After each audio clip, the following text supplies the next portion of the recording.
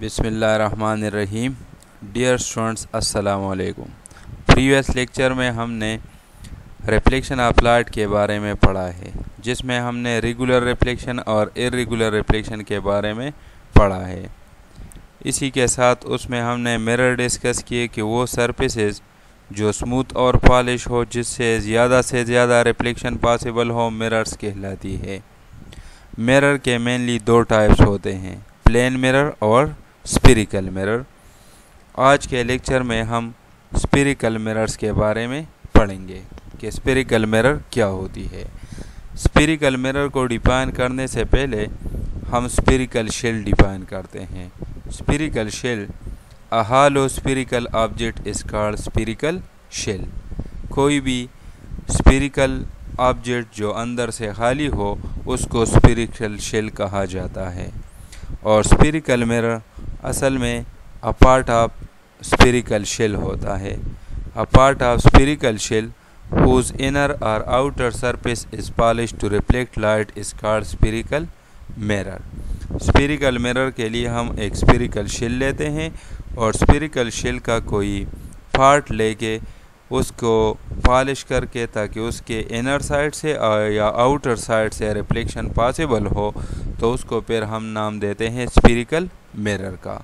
इसको spherical mirror इसलिए कहा जाता है क्योंकि इसकी सरफेस कर्व्ड होती है, यानी पार्ट ऑफ सर्कल या पार्ट ऑफ स्फीयर होती है। जिस तरह फिगर में शो किया गया है, एक स्फेरिकल शेल जिसका रेडियस r है और सेंटर c है, उसका एक आर्क लिया गया है जो ब्लूइश नज़र आता है। ये एक स्फेरिकल मिरर को शो करता है। इसी तरह स्फेरिकल मिरर में चूँकि हमने बात की कि स्फेरिकल शेल की कोई पार्ट जिसका इनर या आउटर सरफेस रिफ्लेक्टिंग हो, वो स्फेरिकल मिरर कहलाती है। तो इसी के बेस पे, यानी ज्योमेट्री के बेस पे, स्फेरिकल मिरर को दो टाइप्स में क्लासिफाई किया जाता है, कनकेव मिरर और कन्वेक्स मिरर। कनकेव मिरर वो स्फेरिकल मिरर होती है जिसमें रिफ्लेक्शन इनर साइड से होती हो, यानी वो स्फेरिकल मिरर जिसमें रिफ्लेक्टिंग सरफेस अंदर की तरफ कर्व्ड हो, उसको कनकेव मिरर कहा जाता है। और वो स्फेरिकल मिरर जिसमें रिफ्लेक्टिंग सरफेस बाहर की तरफ बल्ज हो या बाहर की तरफ हो, उसी को नाम दिया जाता है कन्वेक्स मिरर का। कनकेव मिरर को कन्वर्जिंग मिरर और कन्वेक्स मिरर को डाइवर्जिंग मिरर भी कहा जाता है। कन्वर्जेंस और डाइवर्जेंस का पता रे डायग्राम से पता चलेगा। नेक्स्ट स्लाइड्स में, स्लाइड 5 में उसका पता चलेगा कि ये क्यू कन्वर्जिंग है और वो क्यू डाइवर्जिंग है। तो यहाँ हम mirror as a part of sphere, जिसमें कनकेव और कन्वेक्स मिरर फिगर में शो किए गए हैं, इसी के साथ जो टर्म्स यूज़ होते हैं स्फेरिकल मिरर के इमेजेस को डिस्कस करने, उसको डिस्क्राइब करने में, वो भी यहाँ फिगर में शो किए गए हैं। चूँकि स्फीयर के टर्म्स में रेडियस और सेंटर आता है, तो यहाँ उसको हम रेडियस ऑफ कर्वेचर और सेंटर ऑफ कर्वेचर कहते हैं। चूँकि हमने फुल स्फीयर नहीं लेना है, हम उसका कोई पार्ट लेते हैं। तो टर्म्स में सबसे पहले हम डिफाइन करते हैं pole. Pole, the geometrical central point of mirror is called pole. किसी मिरर की सेंट्रल पॉइंट जो ज्योमेट्रिकल सेंट्रल पॉइंट हो, उसी पॉइंट को नाम दिया जाता है पोल का। इसको P से रिप्रेजेंट किया जाता है, इसको वर्टेक्स भी कहा जाता है।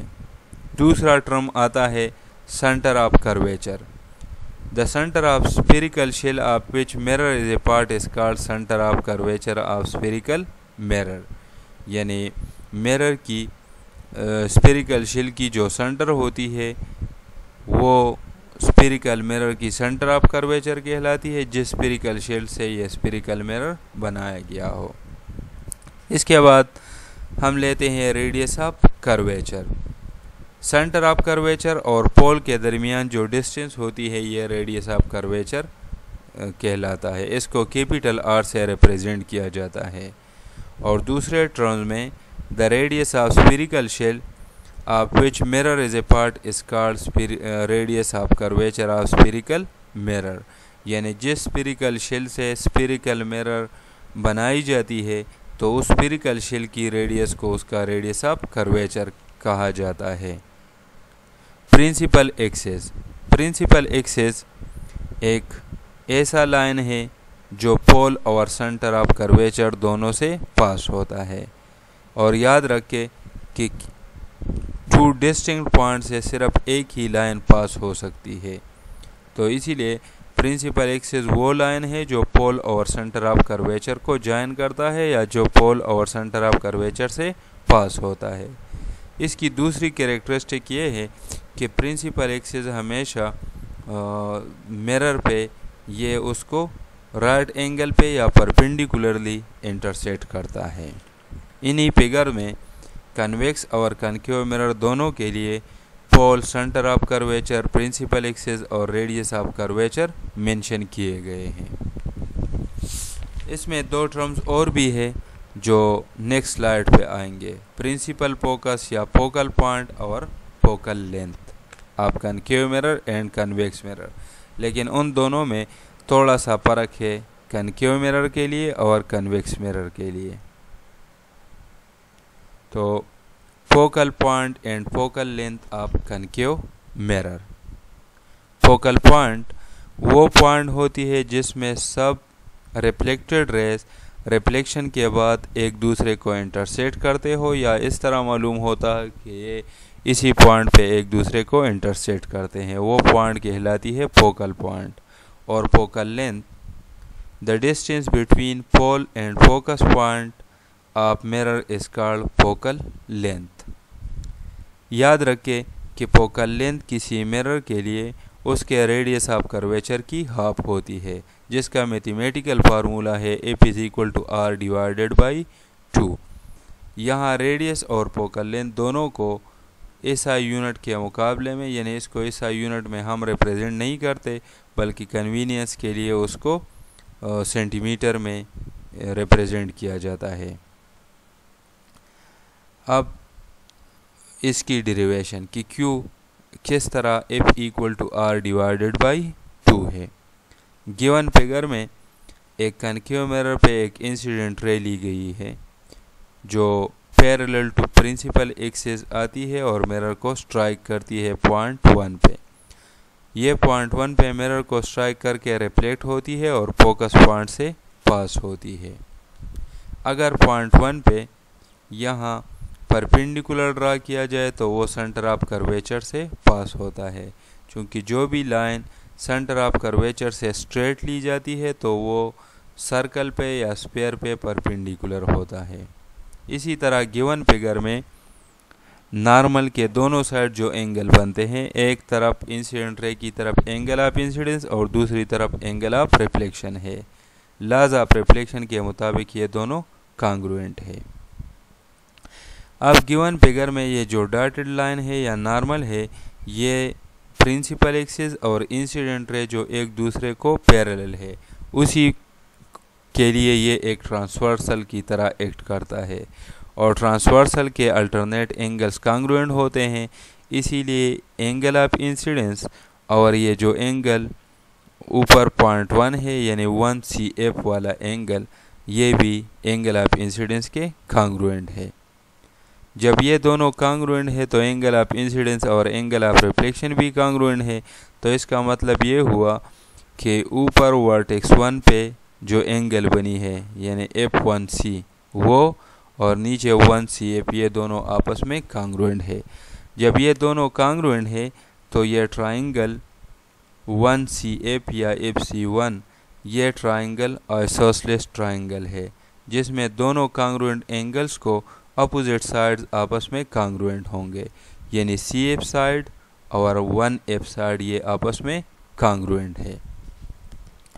इसी के साथ अगर पैरेलल इंसिडेंट लाइन को प्रिंसिपल एक्सिस को अगर क्लोज लिया जाए तो एंगल ऑफ इंसिडेंस कम होगी और एंगल ऑफ इंसिडेंस कम होके साइड 1F ये साइड PF के बराबर हो जाएगा। उसी वक्त चूँकि ऑलरेडी F1 और CF आपस में कांग्रुएंट है, जब एंगल ऑफ इंसिडेंस कम हो जाए तो 1F और PF इक्वल हो जाएंगे। जब ये दोनों इक्वल है PF और CF, तो मतलब ये कि PF प्लस CF ये equal to radius of curvature है, और चूँकि ये दोनों डबल इक्वल है तो इनको ऐड करके डबल आंसर आएगा, यानी R will be equal to 2F। चूँकि फोकल पॉइंट और पोल के दरमियान फासला वो फोकल लेंथ कहलाता है। तो इसी से ये वेरीफाई होता है कि focal length of concave mirror is equal to half of radius of curvature, या radius of curvature of concave mirror is equal to 2 times of focal length. Next हम डिस्कस करते हैं focal point and focal length of convex mirror. इसका mathematical formula भी बिल्कुल concave mirror जैसा है, लेकिन यहाँ एक डिफरेंस है कि राइट हैंड साइड पे हमने नेगेटिव साइन भी लिया है R/2 के साथ। ये नेगेटिव साइन ये शो करता है कि इसका फोकल पॉइंट वर्चुअल है और इसकी फोकल लेंथ नेगेटिव ली जाती है कन्वेंशनली। इसी रे डायग्राम में भी एक इंसिडेंट रे ली गई है जो कन्वेक्स मिरर को parallel to principal axis strike करती है। जब ये रे रिफ्लेक्ट होती है तो रिफ्लेक्शन के बाद इस तरह मालूम होता है गोया कि ये फोकस पॉइंट से आती है। यहाँ भी सेंटर ऑफ कर्वेचर से स्ट्रेट लाइन को पॉइंट ऑफ इंसिडेंस की तरफ बढ़ा के वो पॉइंट ऑफ इंसिडेंस पे नॉर्मल होता है, और यू नॉर्मल ड्रा करके हमारे पास एक ट्रायंगल CBF बनता है। अब laws of reflection of light के मुताबिक एंगल ऑफ इंसिडेंस और एंगल ऑफ रिफ्लेक्शन ये कांग्रुएंट होंगे। अगर गिवन फिगर को देखा जाए तो बाहर की तरफ एंगल ऑफ रिफ्लेक्शन और ट्रायंगल CBF में ये एंगल CBF ये वर्टिकल एंगल पेयर है एंगल ऑफ रिफ्लेक्शन के साथ, तो इसी तरह ये एंगल ऑफ रिफ्लेक्शन के बराबर होगी। वर्टेक्स C पे जो एंगल अल्फा है, ये अल्फा और एंगल ऑफ इंसिडेंस आपस में इक्वल होंगे चूँकि ये ट्रांसवर्सल के कॉरस्पॉन्डिंग एंगल है। और ये भी हमें पता है कि एंगल ऑफ इंसिडेंस और एंगल ऑफ रिफ्लेक्शन आपस में इक्वल होते हैं। तो इसी तरह एंगल CBF और एंगल FCB ये दोनों कांग्रुएंट है, और ट्रायंगल BFC या CFB ये हमारे पास एक आइसोसेलेस ट्रायंगल है। अब इसमें साइड FB और साइड FC ये आपस में कांग्रुएंट है, आपस में लेंथ में इक्वल है। यहाँ भी अगर एंगल ऑफ इंसिडेंस को कम किया जाए तो साइड FB और साइड FP ये कांग्रुएंट हो जाएंगे, और जब ये कांग्रुएंट हो जाते हैं तो PF plus FC it will be equal to radius of curvature. तो इससे पता चलता है कि फोकल लेंथ की डबल ये रेडियस ऑफ कर्वेचर के बराबर है, चूँकि पोल और फोकस पॉइंट के दरमियान फासला फोकल लेंथ कहलाती है, या रेडियस ऑफ कर्वेचर का हाफ फोकल लेंथ होता है। फिगर में PF डिस्टेंस को स्मॉल f यानी फोकल लेंथ कहा गया है जो, और PC डिस्टेंस को उसको कैपिटल R से रिप्रेजेंट किया गया है जो रेडियस ऑफ कर्वेचर कहलाता है। तो इसी तरह ये वेरीफाई हुआ कि कनकेव मिरर और कन्वेक्स मिरर दोनों के लिए फोकल लेंथ उसके रेडियस ऑफ कर्वेचर के हाफ के बराबर होती है।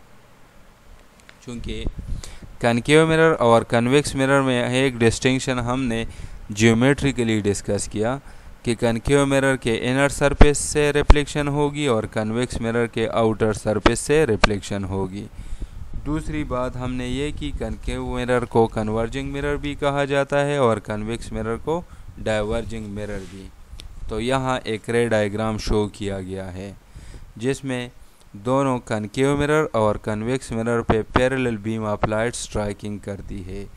अगर फिगर ए को देखा जाए जो कनकेव मिरर के लिए है, वहाँ पे parallel beam of light concave mirror पे स्ट्राइकिंग करती है और रिफ्लेक्शन के बाद सब रिफ्लेक्टेड रेज एक ही पॉइंट पे इंटरसेक्ट करते हैं एक दूसरे को, या एक ही पॉइंट से पास होते हैं। वही पॉइंट जिससे सब लाइट रेज रिफ्लेक्शन के बाद पास होते हैं या जहाँ पे ये एक दूसरे को इंटरसेक्ट करते हैं, इसी पॉइंट को नाम दिया जाता है प्रिंसिपल फोकस का या फोकस पॉइंट का या फोकल पॉइंट को। इसको कैपिटल एफ से रिप्रेजेंट किया जाता है और जिस तरह प्रीवियसली हमने वेरीफाई किया, ये मिड पॉइंट होगी पोल और सेंटर ऑफ कर्वेचर की।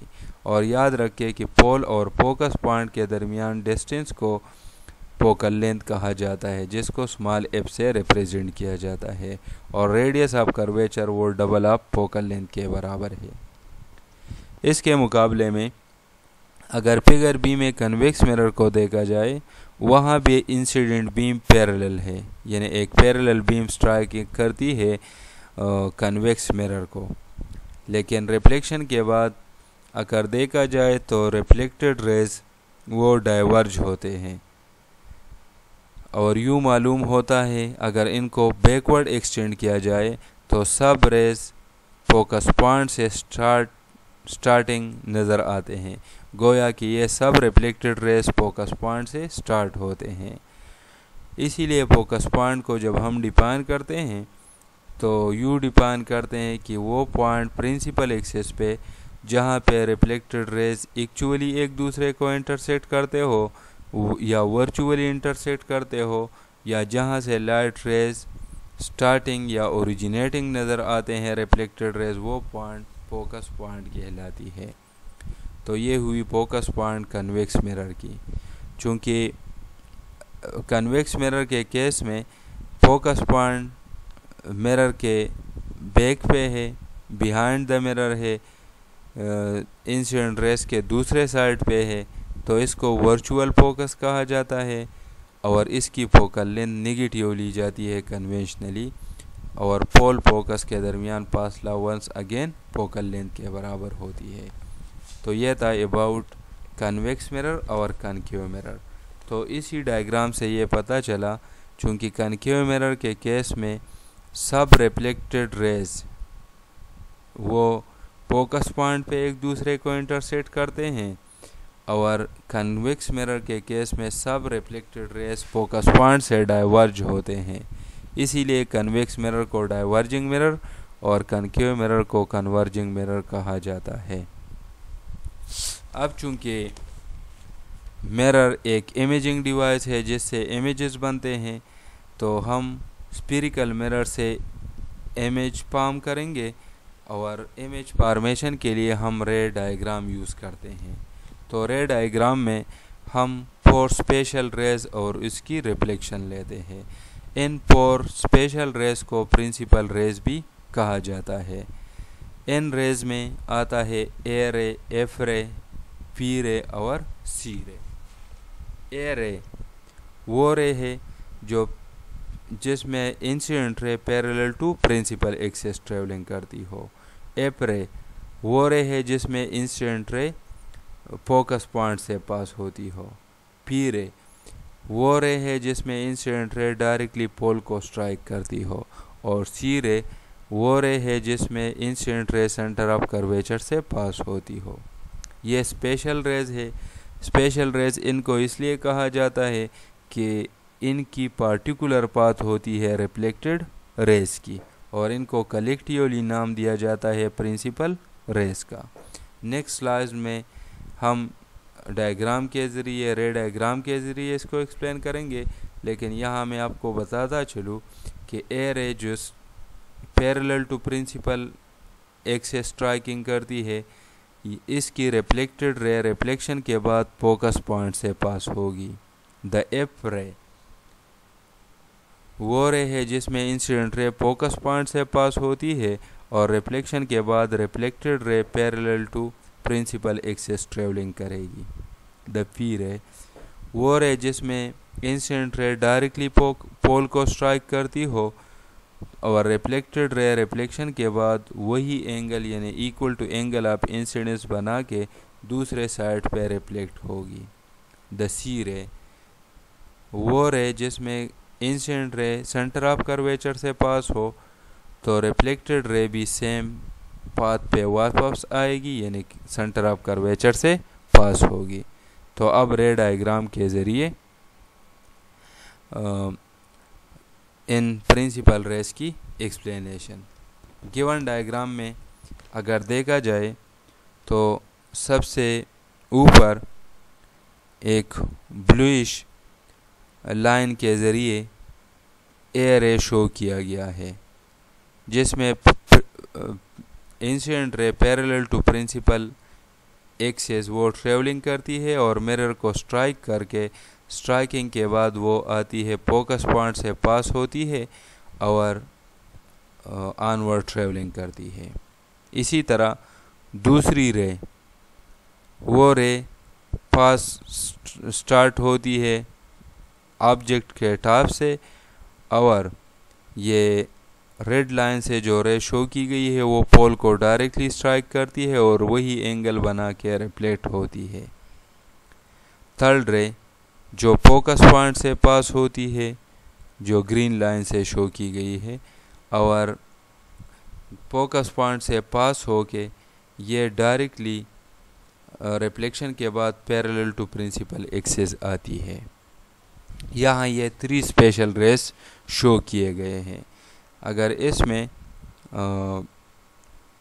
सेंटर ऑफ कर्वेचर वाली भी ली जाती तो वो भी जब incident ray centre of curvature से पास होती थी तो रिफ्लेक्टेड रे भी सेंटर ऑफ कर्वेचर से पास होगी। अगर इन तीनों रिफ्लेक्टेड रेस को देखा जाए तो तीनों एक ही पॉइंट पे एक दूसरे को इंटरसेक्ट करते हैं, और जहाँ भी रिफ्लेक्टेड रेज एक दूसरे को इंटरसेक्ट करते हैं तो उसी पॉइंट या उसी पार्ट ऑफ ऑब्जेक्ट की इमेज बनती है वहाँ पे जहाँ से ये ओरिजिनेट करते हैं, यानी इनकी पॉइंट ऑफ इंटरसेक्शन पे टॉप ऑफ ऑब्जेक्ट या टिप ऑफ ऑब्जेक्ट की इमेज बनेगी। ये था अबाउट द प्रिंसिपल रेस और उसकी रिफ्लेक्शन। जब हम इमेज फॉर्मेशन में इंटरेस्टेड होते हैं तो इमेज फॉर्मेशन के लिए हमें चाहिए कि सबसे पहले हम मिरर ले लें, मिरर की प्रिंसिपल एक्सिस, उसकी सेंटर ऑफ कर्वेचर और उसकी फोकस पॉइंट मेंशन कर ले और उसके सामने फिर ऑब्जेक्ट ले ले। ऑब्जेक्ट का एक पॉइंट हो हमेशा, यानी एक एंड वो हमेशा प्रिंसिपल एक्सिस पे लिया जाता है, और इमेज फॉर्मेशन के लिए हमें एटलीस्ट 2 रिफ्लेक्टेड रेज चाहिए इन 4 प्रिंसिपल रेज में से, वो पैरेलल टू प्रिंसिपल एक्सिस हो, पासिंग थ्रू फोकस पॉइंट हो, डायरेक्टली स्ट्राइकिंग पोल पे हो, या सेंटर ऑफ कर्वेचर से पास होती हो। लेकिन जब इन 4 रेज में से हमें 2 रेज की रिफ्लेक्शन का पता हो तो हम इमेज को फॉर्म कर सकते हैं, इमेज की लोकेशन शो कर सकते हैं। तो ये था about the principal rays in case of concave mirror. Dear students, आज का लेक्चर स्फेरिकल मिरर्स और उसके टाइप्स यानी कनकेव मिरर और कन्वेक्स मिरर के बारे में था। इसी लेक्चर में हमने प्रिंसिपल रेज के बारे में पढ़ा, और यही रेज प्रिंसिपल रेज हम किसी ऑब्जेक्ट की इमेज फॉर्मेशन के लिए यूज़ करेंगे। तो आप इन टॉपिक्स को स्टडी कर लें, इनको मेमोराइज कर लें, और प्रैक्टिस के लिए जो रे डायग्राम यहाँ गिवन है इसी तरह रे डायग्राम खुद ड्रा कर लें। Thank you.